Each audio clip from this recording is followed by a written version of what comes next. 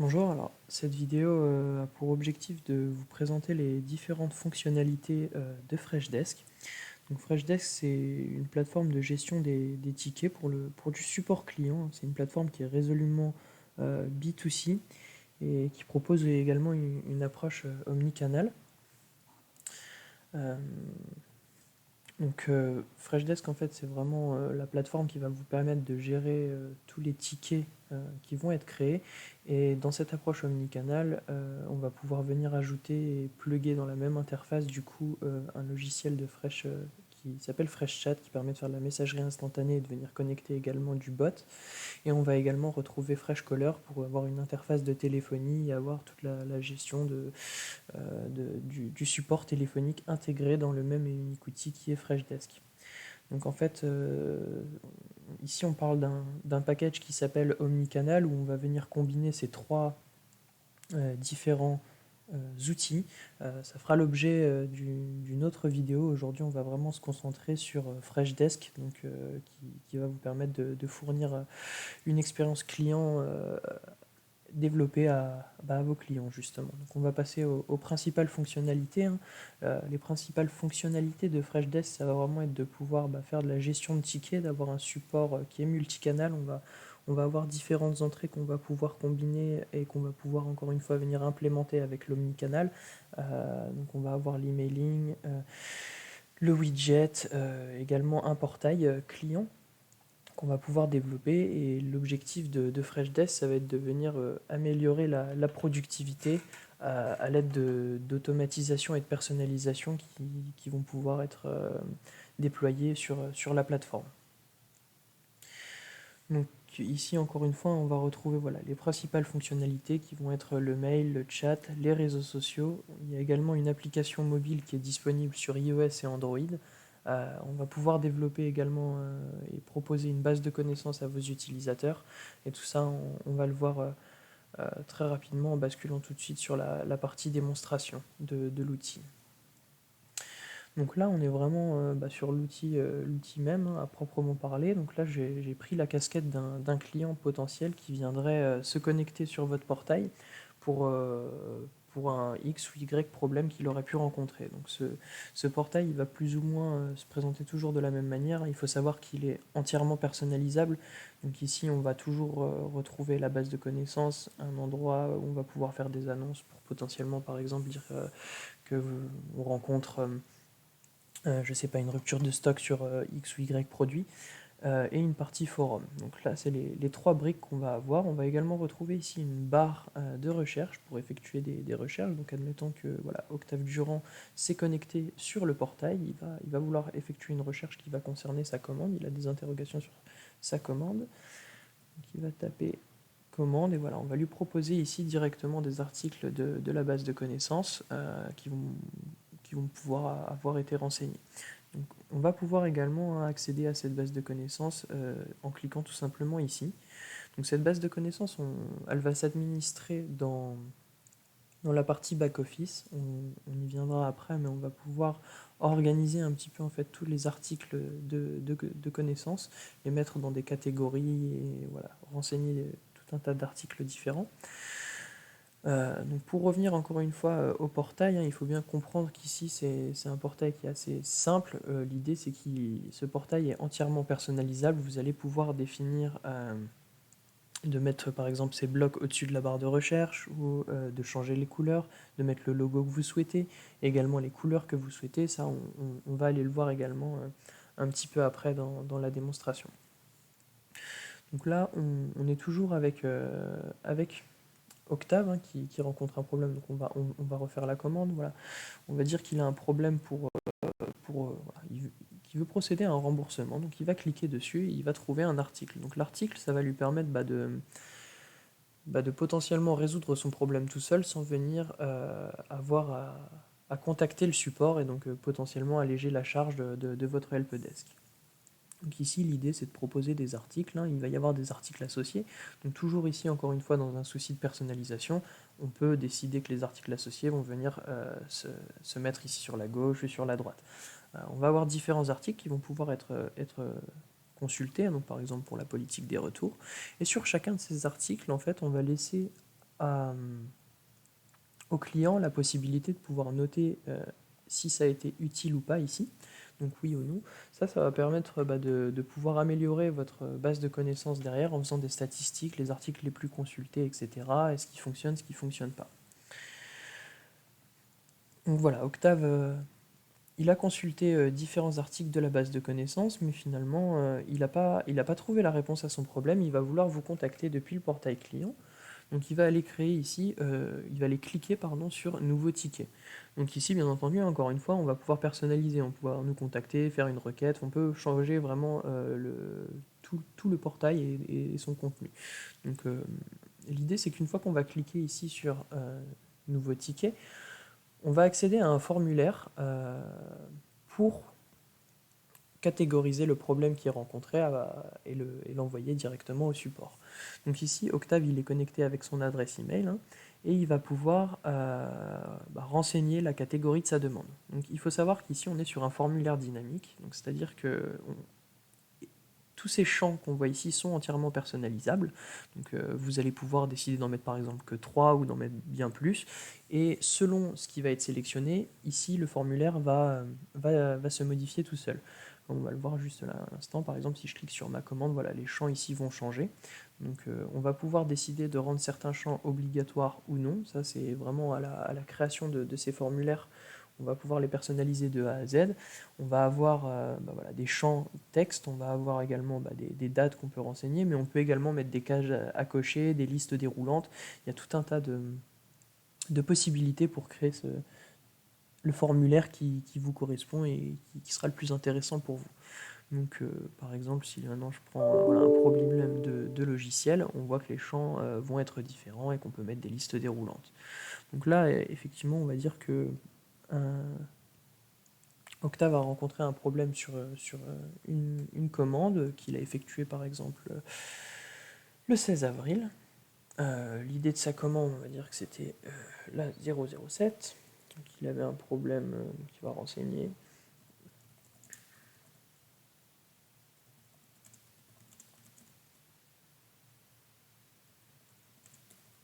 Donc, je sais pas, admettons que ce sont des chaussures. Il avait commandé en 42. Il va dire j'ai commandé en 42, mais j'ai reçu en, je sais pas, on va dire 32. Voilà, quelque chose d'absurde. On va pouvoir également du coup joindre un fichier ici, donc il va pouvoir potentiellement rajouter par exemple l'email de confirmation de sa commande qui était bien en 42 et il va pouvoir directement en fait ici envoyer son ticket.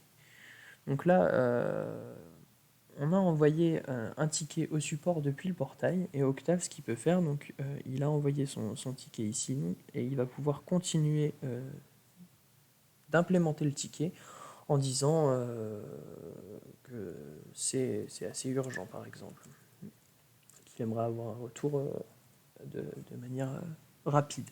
Donc il va pouvoir venir complémenter ce ticket. Donc là, il y a un deuxième message qui est parti, qui est rattaché au ticket qui a été envoyé. Donc lui, il va pouvoir également consulter ces tickets ici. Il va pouvoir voir tous les tickets qu'il a créés et où est-ce qu'ils en sont, est-ce que c'est en cours de traitement ou est-ce que ça a été clôturé, etc. Donc ça c'est vraiment sur la partie, pour la partie client depuis le portail. Donc maintenant on va prendre l'identité d'un agent qui va venir se connecter à Freshdesk, qui va être utilisateur cette fois-ci de la plateforme. Donc ici on va avoir dans un premier temps un menu sur la gauche qui va répertorier toutes les possibilités qui sont possibles.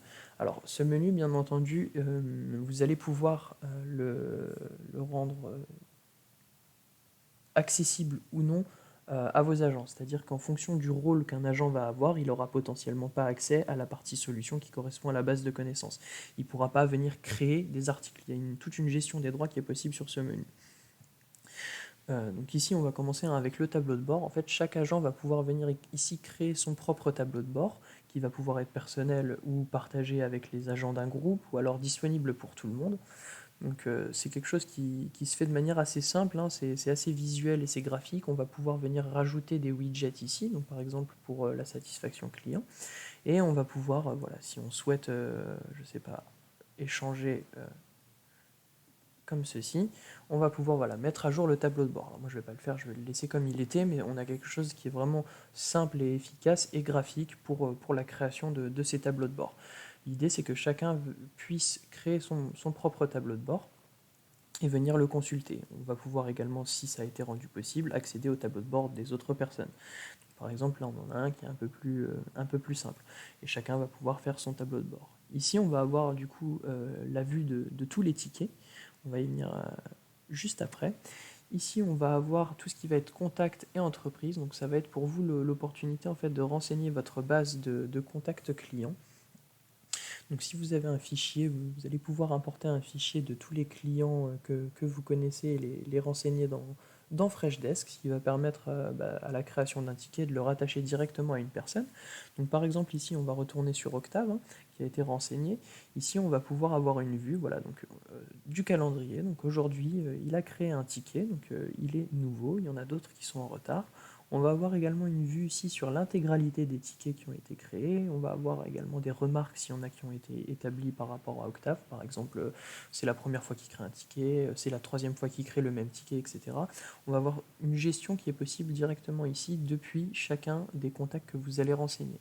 On va également pouvoir créer un ticket directement depuis le contact. Donc potentiellement, si quelqu'un vous appelle, il déclare son identité, vous allez pouvoir aller le rechercher dans la base de contact et créer un ticket depuis le contact. On va également retrouver un petit peu ici la même chose avec les entreprises. On va pouvoir rattacher les clients à des entreprises. Donc il y a toute une liste qu'on va pouvoir venir ajouter ou importer ou venir voilà, ajouter de manière manuelle. Donc, pour retourner ici dans les contacts, on va pouvoir également les trier, donc avec des tags ou par entreprise, afficher tous les clients d'une même entreprise ou quand est-ce qu'ils ont été créés, etc. Ça permet de venir trier de manière un peu plus simple si vous avez une très très grande liste.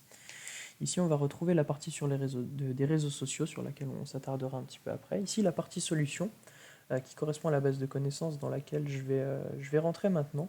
Comme on a pu le voir, en fait, sur le portail client, on peut mettre en place une base de connaissances.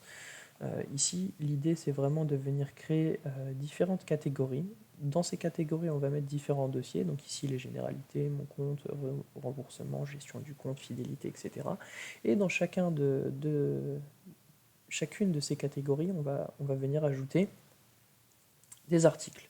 Donc par exemple, si on va dans retour et remboursement, on va aller voir dans remboursement, il y a différents articles. On peut sélectionner un article et venir le modifier. Donc on va cliquer ici pour le modifier et ici on va pouvoir donc écrire du texte pour le compléter. On va pouvoir par exemple insérer une vidéo, insérer des images, des tableaux. L'idée c'est vraiment d'avoir une base de connaissances assez aboutie pour répondre aux problèmes les plus fréquents que vos utilisateurs peuvent rencontrer. On va également avoir des modèles qui vont vous permettre de gagner du temps à la création de cette base de connaissances. Si vous voulez tout le temps utiliser le même modèle pour ce qui va être, on va dire, de la partie retour et remboursement, on va pouvoir utiliser un modèle et ça viendra s'implémenter dessus. Maintenant, on va passer du coup à la partie administration qui est ici tout en bas. Dans la partie administration ici, c'est vraiment l'administrateur du compte qui va venir pour le coup paramétrer la plateforme. Donc ici, dans un premier temps, on va retrouver les différents canaux d'assistance. Donc, comme on a pu le voir dans un premier temps, il y a le portail. Donc je vais rentrer dedans maintenant. Et ce portail, en fait, il est entièrement personnalisable, comme je le disais. On va pouvoir ici modifier les couleurs de la police, les couleurs des onglets, et également avec des choses un petit peu plus techniques ici en CSS et en HTML. Et on va pouvoir venir modifier vraiment l'apparence totale du portail. L'idée, c'est de conserver une identité graphique qui corresponde à celle de votre entreprise. On va revenir ici encore une fois dans Admin. Donc, dans les différents canaux d'assistance, c'est la première chose que l'administrateur il va devoir venir faire. Ça va être de paramétrer justement ces différents canaux d'assistance. Donc, bien entendu, un des canaux les plus utilisés, les plus fréquents, ça va être l'emailing. Donc, ici, on va pouvoir créer des adresses Email de support. L'idée, c'est qu'il n'y a pas de limite sur ces adresses. On va pouvoir venir ici créer différentes adresses. Par exemple, si vous avez différents produits, on va pouvoir potentiellement créer différentes adresses. Ici, nous, on a créé par exemple une adresse qui va correspondre au support classique et une adresse pour le support en anglais. On va proposer différentes adresses mail et dès que les personnes vont nous contacter par mail sur ces adresses, ça sera automatiquement, avec un petit paramétrage, transformé en ticket. L'email sera automatiquement transformé en ticket. On va revenir ici encore une fois sur les différents canaux d'entrée. On va également avoir la téléphonie et le chat qui vont correspondre, comme je l'expliquais au début de la vidéo, vraiment à deux offres complémentaires et qu'on va venir retrouver ici, qui vont être le chat et la téléphonie. Donc l'idée, c'est vraiment d'avoir un outil qui va concentrer l'intégralité des canaux d'entrée, donc qui vont venir s'implémenter ici avec le omnicanal. On va également ici avoir un widget, donc ça je vais vous montrer sur un autre portail. Ici on a un autre portail donc, qui est encore une fois assez simple. On va retrouver également la barre de recherche, ici la partie base de connaissances. Et ici en fait, on va retrouver le widget. Alors le widget c'est un morceau de code qu'on va pouvoir venir greffer aussi bien sur le site que sur la page contact, ou que si vous avez une application, en fait, on va pouvoir le déployer un petit peu partout de manière à propulser encore une fois la base de connaissances et faire un autre point d'entrée. On va permettre du coup aux personnes ici de venir vous contacter. On va pouvoir remettre bien entendu le formulaire dynamique. Et il n'y a plus qu'ensuite à faire envoyer, ça sera transformé directement en ticket. Encore une fois, ce widget est entièrement personnalisable. On va pouvoir changer ici help, la couleur, les couleurs ici. On peut modifier tout ça. C'est un canal d'entrée qui est encore une fois différent. On va également ici avoir les réseaux sociaux et WhatsApp. Donc, les deux réseaux sociaux qui sont natifs et intégrés vont être Twitter et Facebook. Et on va pouvoir les paramétrer ici. Donc, par exemple, moi je vais prendre Twitter. Donc on a un compte factice, ici on va dessus, ici on va pouvoir, voilà, on va pouvoir définir par exemple que lorsqu'un tweet a été fait en nous mentionnant et qui contient certains mots-clés, alors on va pouvoir directement les transformer en tickets qu'on va pouvoir venir gérer ici dans la vue des tickets dans laquelle on va aller juste après. Et on va pouvoir attribuer ces tickets directement à certains groupes de manière à rediriger sur les agents compétents. Maintenant, on va rentrer ici dans la vue des tickets. Alors, la vue des tickets, elle va se présenter comme il suit. En fait, ça va se présenter un peu de la même manière qu'une boîte mail classique, finalement, une boîte mail comme Gmail ou Outlook. Ici, on va retrouver l'intégralité des tickets qui ont été créés, donc avec les différentes pages, et on va pouvoir venir les trier selon différentes manières, donc soit la priorité, le statut, en mode croissant ou décroissant. Et on va retrouver ici sur le côté tout un tas de filtres qui vont nous permettre d'afficher finalement et d'affiner les tickets qu'on veut afficher. Donc par exemple, on va pouvoir filtrer sur les agents. Donc, par exemple, voilà, la date de création, est-ce qu'ils ont été créés aujourd'hui ou pas, ou dans les 7 derniers jours. On va avoir, selon le statut, selon la source. Donc, par exemple, on peut potentiellement avoir un agent qui va s'occuper uniquement au ticket de Twitter et un agent qui va s'occuper uniquement de ce qui provient de l'email, et on va pouvoir afficher les différents tickets. Donc là, si on essaye, voilà, on a 2 tickets qui ont été créés sur les 7 derniers jours. On n'a pas le nouveau, ceci dit. Donc ici, on va enlever l'agent. Peut-être qu'il n'a pas été assigné à un agent. On va l'appliquer. Et voilà, on va bien retrouver le ticket qui a été créé aujourd'hui. Alors, ici, ces filtres, pour ne pas avoir à jouer à chaque fois avec, en fait, une fois qu'on va appliquer un filtre, on va pouvoir définir une vue et l'enregistrer sous le nom qu'on souhaite. On va pouvoir avoir différentes vues, donc par exemple tous les tickets qui ont été créés aujourd'hui. Si je joue avec mes champs et que je veux afficher uniquement ceux qui ont une priorité ultra urgente, on va pouvoir avoir une vue qu'on va retrouver directement ici dans les vues, ce qui va nous permettre d'éviter de venir jouer à chaque fois avec les filtres pour afficher ce dont on a besoin. Donc là, on va revenir au ticket qui a été créé tout à l'heure par Octave. on va retrouver les informations primaires, donc le contact, hein, qui a renseigné ce ticket, l'objet du ticket, l'état, le groupe, s'il a été assigné à un groupe ou pas, l'agent également, la priorité et le statut.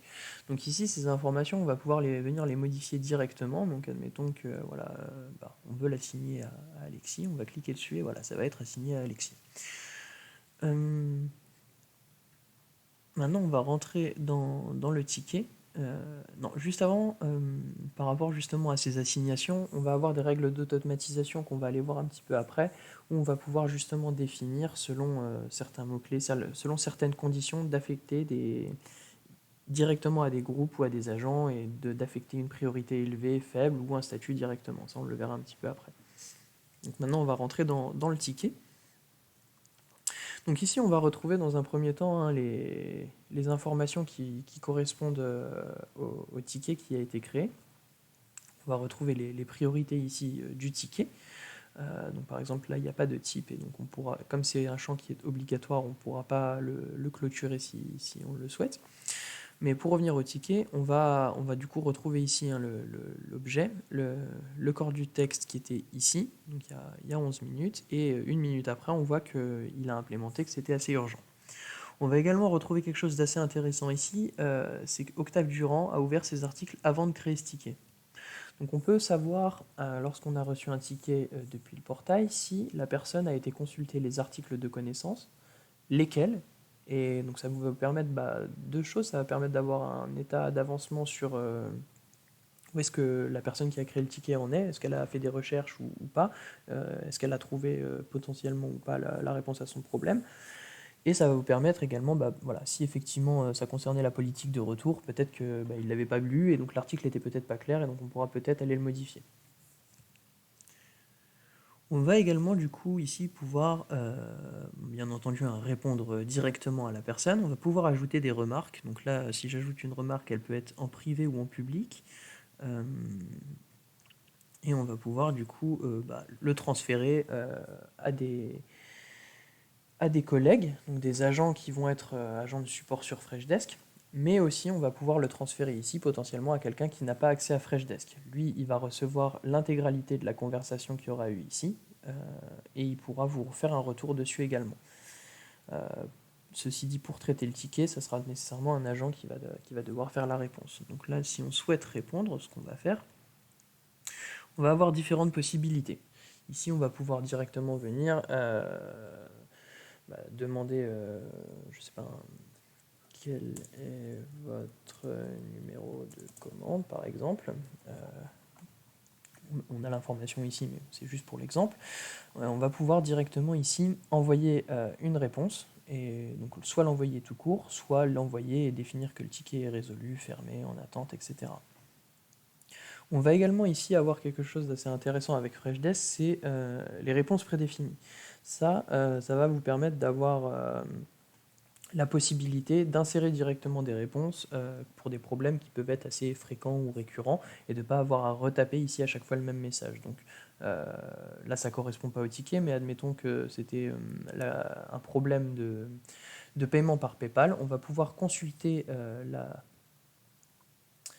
la réponse prédéfinie, vérifier que c'est bien ce qu'on veut envoyer et directement l'insérer dans le corps de texte ici. Donc on n'a plus qu'à enlever ça et on va faire tac, envoyer par exemple. On va également avoir quelque chose de supplémentaire ici qui va être les solutions suggérées.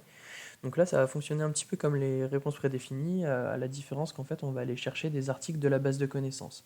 Donc par exemple, ici, on a vu que Octave Durand, il a consulté 2 articles, mais il n'a pas consulté celui pour les retours, parce que finalement, c'est ce dont il a besoin, parce qu'il n'a pas eu le bon article. Et donc on va aller, par exemple, lui proposer un article. Donc on va pouvoir le consulter, vérifier que c'est bien celui qu'on veut envoyer. Encore une fois, on va pouvoir insérer l'article de la même manière qu'on a inséré la réponse prédéfinie ici. Et on va pouvoir sinon directement insérer un lien. Donc ça va vous permettre de rediriger Octave sur l'article de connaissance sur le portail. Et on va pouvoir, encore une fois ici, envoyer le ticket. et le définir par exemple comme étant fermé. Alors là, il va manquer quelque chose, donc on va dire que c'était un problème, et on va mettre à jour. Voilà.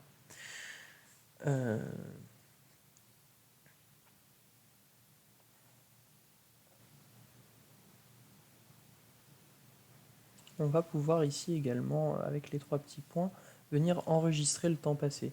Ça va vous permettre de faire des statistiques après, dans la partie rapport et analyse qu'on verra pour terminer, de faire des statistiques sur le temps que le support va passer par client, par typologie de ticket. On va pouvoir un petit peu construire des rapports personnalisés.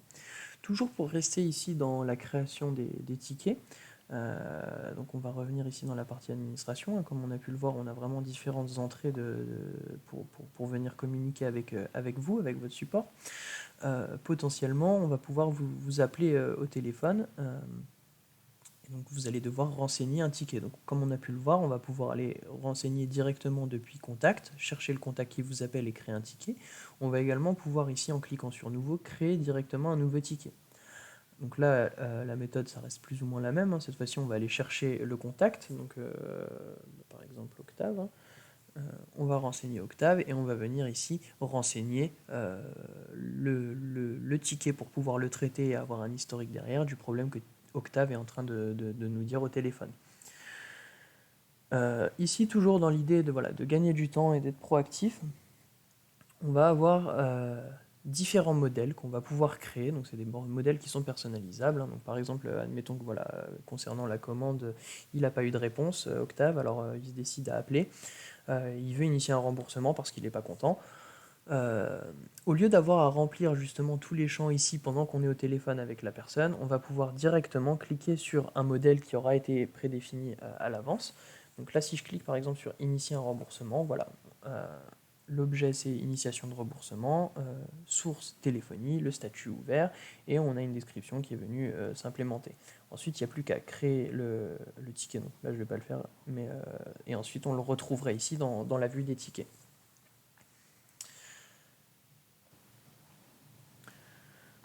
Donc maintenant, on va aller dans la partie administration et on va voir un petit peu ce qui est possible de faire au niveau des paramètres généraux. Donc ici dans les champs des tickets, c'est ici qu'on va venir créer par exemple le formulaire dynamique. On peut aller jeter un coup d'œil rapidement. Ici en fait au niveau des différentes catégories qu'on avait pu voir sur le portail à renseigner, c'est ici qu'on va venir créer ces différentes catégories avec justement ce que j'expliquais, les cases à cocher, les listes déroulantes, etc. Donc s'il s'agit de la livraison par exemple, il n'y avait rien. Si c'était par exemple par rapport à la commande, ce qu'on a renseigné, ici on va avoir la date de commande, l'idée de commande, et on va pouvoir par exemple mettre des cases à cocher. Est-ce que j'ai décidé de me faire livrer en UPS ou pas? On va revenir encore une fois ici. Donc toujours dans les paramètres généraux, on va avoir ici la gestion des SLA, où on va pouvoir venir définir une politique de SLA où les priorités vont venir s'implémenter selon les délais de première réponse et des temps de résolution. Donc ça, c'est des délais que vous allez définir pour que ça escalade automatiquement et qu'on puisse avoir après, par exemple, des notifications automatiques aux agents. Donc par exemple, un ticket qui n'aurait pas été traité, qui vient de passer de moyen à élevé, on va pouvoir automatiquement envoyer une notification à l'agent ou à un groupe d'agents pour dire bah, attention, il n'y a toujours pas eu de réponse sur ce ticket, il faudrait le traiter dans les 5 heures à venir par exemple. Donc on va revenir en arrière, toujours dans les paramètres généraux. Ici, on va avoir du coup des groupes, des rôles et des agents. Donc chaque agent va pouvoir avoir un rôle et on va pouvoir le mettre dans un groupe. Donc on va aller voir un petit peu rapidement au niveau des rôles, mais ici l'idée c'est que dans un rôle, la personne n'aura pas nécessairement les mêmes autorisations. Donc selon le rôle qu'on va attribuer à un agent, il pourra par exemple uniquement traiter les tickets, mais ne pas voir l'onglet des solutions, et donc, ou voir l'onglet des solutions, venir modifier. Donc c'est ici qu'on va gérer un petit peu justement l'accès à la plateforme pour les agents. Et ensuite, donc là je vais revenir en arrière toujours dans la partie paramètres généraux, on va pouvoir placer ces agents avec différents rôles dans différents groupes. Donc on va pouvoir créer différents groupes, hein. Donc, par exemple un groupe qui va s'occuper de la partie comptabilité, et on va pouvoir y assigner dedans du coup des agents, donc plusieurs agents, ou pas. Ça c'est un petit peu on s'organise comme on le souhaite finalement avec cette partie-là. Au niveau de la productivité, donc tout à l'heure je parlais des réponses prédéfinies, ça c'est ici qu'on va venir les préparer, ainsi que les modèles de tickets lorsqu'on les crée depuis nouveau par exemple. On va également du coup avoir ce dont je parlais tout à l'heure, les systèmes d'automatisation. Donc sur les tickets, on va pouvoir créer en fait des règles. Alors comment est-ce que ça fonctionne? C'est assez simple, hein, mais c'est assez puissant et c'est ça qui est intéressant. On va pouvoir définir des conditions et si ces conditions sont respectées, alors on va effectuer des actions. Donc, pour que ce soit un peu plus clair, on va prendre un ticket, par exemple la facturation. Donc lorsque le ticket est créé, si l'outil Freshdesk détecte les mots-clés qu'on a renseignés ici, hein, qu'ils soient dans le corps de texte ou alors dans l'objet, donc ça ne provient pas nécessairement du portail, hein, ça va vraiment venir du mail aussi, on va être en mesure de l'assigner au groupe comptabilité avec une priorité élevée et carrément directement à un agent. Donc on va pouvoir faire mettre en place différents types de conditions. Donc par exemple un type d'appareil, si on est sur tel type d'appareil, alors on va effectuer, on va définir qu'on va le transférer directement à telle ou telle personne, etc.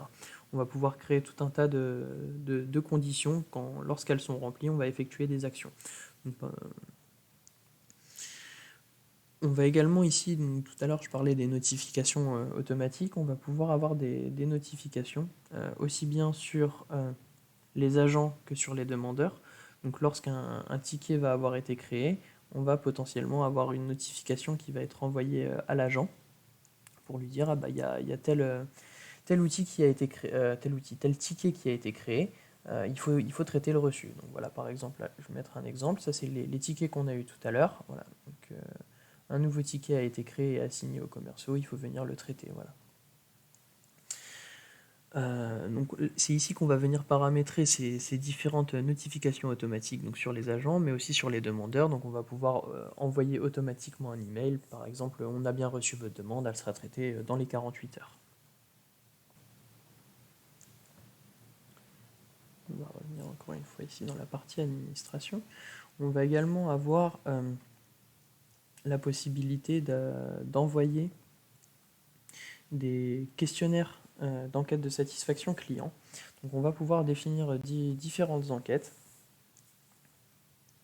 Donc on va poser une question et on va demander à l'utilisateur d'y répondre. Donc on va pouvoir définir avec un barème en 2, 3, 5, 7 points si ça a été satisfaisant ou pas. Ça, on va pouvoir également, comme je le montrais précédemment, grâce à l'automatisation, définir d'envoyer automatiquement une enquête lorsque, par exemple, un ticket a été clôturé. Voilà un petit peu sur l'automatisation. Donc on va également avoir quelque chose d'assez intéressant ici avec Freshdesk, c'est la partie application. On a avec Freshdesk accès à un catalogue, une librairie d'applications qu'on va pouvoir venir plugger directement dans Freshdesk. On va retrouver tout un tas d'outils qu'on peut aller consulter, donc, notamment par exemple tous les outils collaboratifs, ce que je vais prendre pour exemple, mais on va également retrouver Shopify, HubSpot, etc. On va retrouver tout un tas d'applications qu'on va venir pouvoir plugger qui vont pouvoir communiquer avec Freshdesk. Donc ici, l'intérêt, donc par exemple, si on prend Microsoft Teams, que nous on a connecté, on va pouvoir ici avoir un aperçu de ce que ça permet de faire. On va pouvoir l'installer, et c'est des choses qui sont assez rapides, ça se fait vraiment entre 15-20 minutes maximum, c'est prêt, fonctionnel et opérationnel, et on peut s'en servir. Donc là, juste pour l'exemple, Microsoft Teams, ça va vous permettre d'avoir des notifications automatiques qui vont être relancées depuis Teams, grâce à un bot qui va venir s'ajouter ici. Donc par exemple, là on va avoir une notification comme quoi Paolo, donc un autre agent de la plateforme, m'a assigné un ticket, il a besoin de moi et je peux directement répondre, ajouter une note ou aller voir le ticket en cliquant ici, ça va me rediriger. Donc là on voit dans l'URL ticket 46 et donc ça va me rediriger directement sur le ticket ici, correspondant. Donc il y a tout un tas de, voilà, d'outils collaboratifs en plus qu'on peut venir plugger et connecter sur Freshdesk. Et pour terminer, donc on va avoir également ici la partie rapport et analyse. Donc on va avoir ici dans la partie rapport des rapports qui vont être fixes, donc par exemple des rapports sur le support, qui vont permettre un petit peu d'analyser le service de support que vous proposez, comment est-ce qu'il fonctionne, ce qui fonctionne bien, ce qui ne fonctionne pas, etc. Donc il y a tout un tas de rapports qui sont déjà prédéfinis. Et également, on va avoir du coup dans la partie analyse des rapports un petit peu plus poussés qui vont vous permettre voilà, d'accéder. Donc là, on est directement sur analyse des performances. Je ne sais pas pourquoi. Donc voilà, il y en a plusieurs qui sont directement prédéfinis. Et on peut venir également créer nos propres rapports. Donc par exemple, si on décide d'aller, voilà, je ne sais pas ce que ça va donner les performances support de temps, et on va pouvoir voilà, avoir différents indicateurs. L'idée ici, c'est de vraiment créer, si c'est pas suffisant, ce qu'il y a déjà dans la solution, ses propres rapports, et on va pouvoir venir s'abonner à ce rapport et les envoyer, les recevoir par exemple. On va pouvoir définir que l'administrateur de la plateforme reçoive de manière mensuelle ou hebdomadaire un rapport sur les performances au niveau du temps, au niveau de la quantité et du volume de tickets par exemple. C'est des choses qu'on peut venir faire avec Freshdesk.